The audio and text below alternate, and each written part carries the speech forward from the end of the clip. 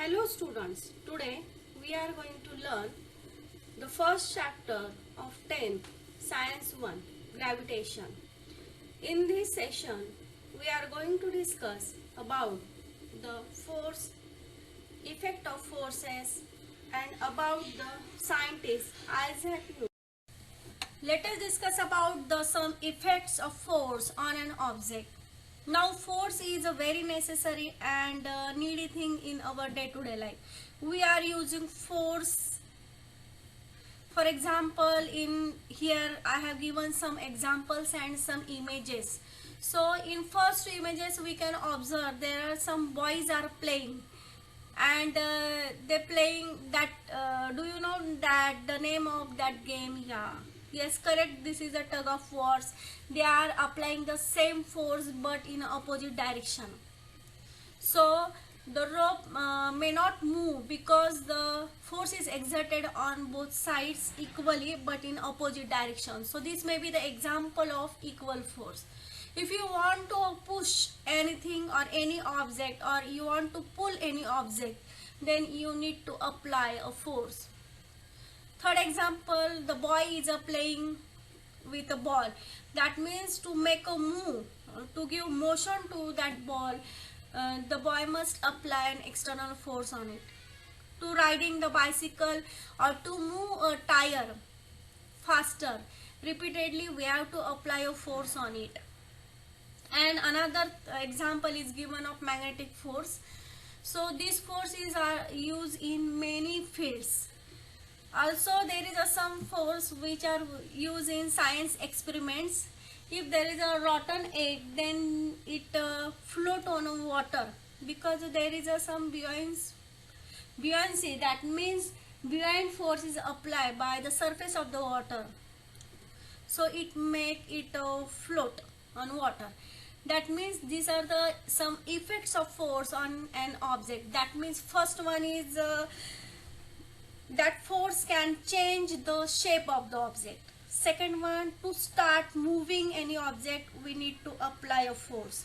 Third one, to stop the moving object. For example, if you want to stop the moving car, you have to apply a force. Fourth one, if you accelerate or deaccelerate, then you need a force. That means force is a very necessary thing in our life.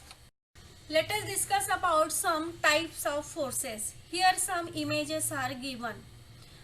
First type of force is a gravitational force. Let us discuss some examples of gravitational force.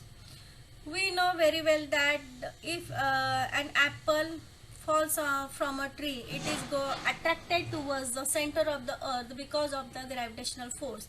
That means anything can be attracted towards the center of the earth. That is called as a gravitational force. Second one, friction force. Friction force is very necessary because take someone a simple example. If we are walking on a road, then walking makes easy because of this friction force.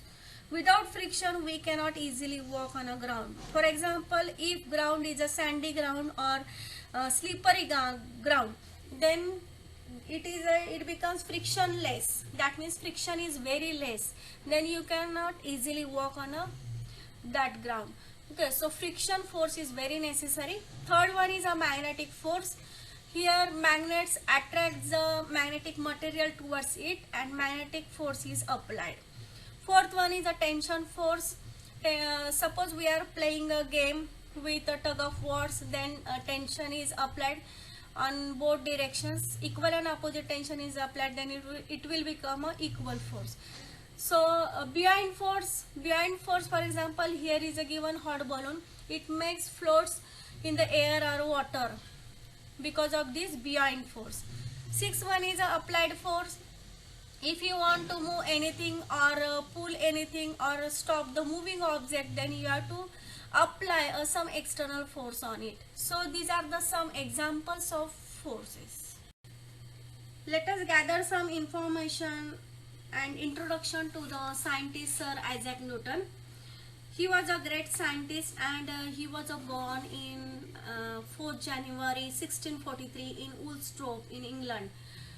He began developing his theories on light, calculus and celestial mechanics while on break from Cambridge University. He was a great mathematician also, and Newton's second major book was optics, detail his experiments to determine the properties of lights also.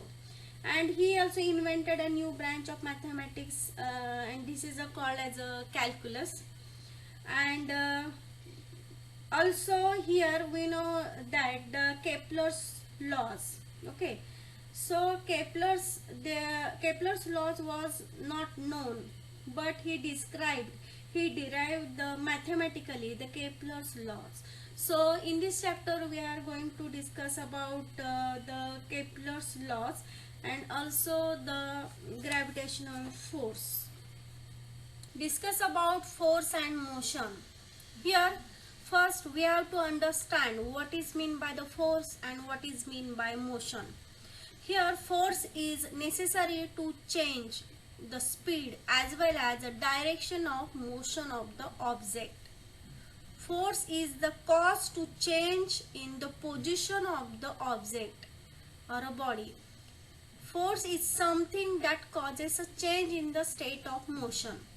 For example, the chair, ball, all non-living things are stationary. They are steady. If you want to move the chair, then you have to apply external force on it. That means the chair will not move itself unless you move it.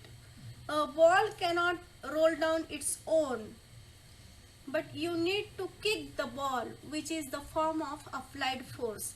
That means force is the cause of the change in the position of the body. It is a cause of change in the position of the body, and motion is actually change in the position. So here with this example we can identify that force plays a huge role in our day-to-day life. Just recall the knowledge. Let us discuss about the Newton's laws of motion. In first picture you can observe that the boy is thinking that will this ball move. The ball is a stationary object.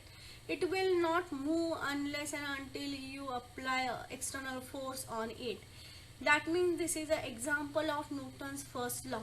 An object that is at rest will stay at rest unless a force acts upon it, and an object that is in motion will not change its velocity unless a force acts upon it. This is the Newton's first law. Newton's second law is, in second figure we just observe that the man was pushing. Suppose this is a ball having a ball mass 400 kg and one ball having a mass of 40 kg, and the man was trying to pushing the ball and force is applied on that ball. But here note that the ball which having the weight 400 kg, it will require more force to move its position, but the ball which having 40 kilo weight, it will move easily. So little force will require to move that ball. That means it is an example of Newton's second law. The rate of change of momentum of a body is directly proportional to the force applied. Okay. Now let us discuss about the third law. We know that one of the known example was a rocket. Okay. So here I have taken another example. Here the example is that the two men, they are exerting a same force equal in magnitude but in opposite direction.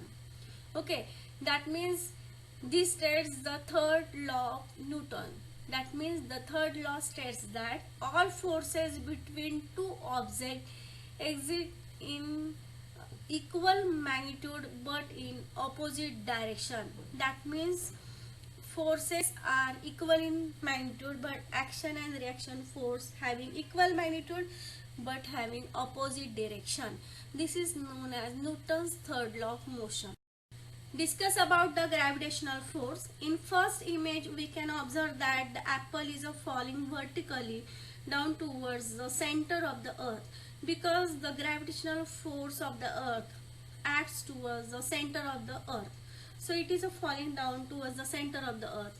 Second example, here in second image we can observe that Sir Isaac Newton was just sitting under the apple tree. The apple was falling towards the center, and he just discovered the gravitational force.